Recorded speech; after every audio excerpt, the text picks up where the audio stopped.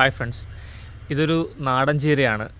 നാടൻ ചീര ഒരു ചീര മരമായിട്ട് മാറി നിൽക്കുന്നൊരു വീഡിയോ ആണ് കാണുന്നത്. ഇത് ഏതാണ്ട് എൻ്റെ പകുതിയോളം എൻ്റെ പകുതിയോളം ഇതിന് ഹൈറ്റുണ്ട്, കൂടുതൽ ഹൈറ്റുണ്ട് ഇതിൻ്റെ ഒരു ചൂടിൻ്റെ കനമൊക്കെ നമുക്ക് കാണാൻ കഴിയും. ഒരു വലിയ ഒരു മരത്തിൻ്റെ അതേ രൂപാന്തരത്തിൽ ഈ ചീര ഇങ്ങനെ വളർന്നത് ഇങ്ങനെ നിൽക്കുകയാണ്.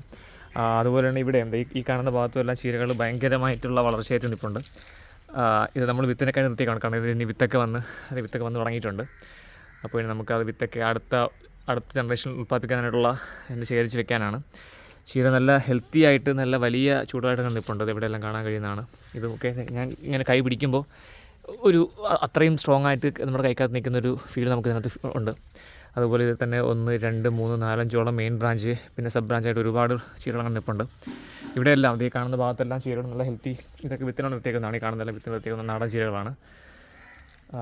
അതുപോലെ തന്നെ ഇതെല്ലാം നമ്മുടെ സുന്ദരി ചീരയാണ്.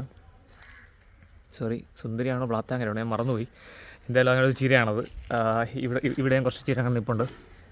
അതെ, ഇതെല്ലാം അങ്ങനെയുള്ളതാണ്. ഈ നാടൻ ചീര പോലെയല്ല ഈ ചീരയുടെ. ഇത് ആക്ച്വലി ഹൈറ്റ് ഉണ്ടെങ്കിലും നമ്മുടെ നാടൻ ചീര പോലെ അത്രയും തിക്നെസ്സായിട്ട് ഇത് വളർന്ന് അത്രയും സൈസ് ആവുന്നില്ല.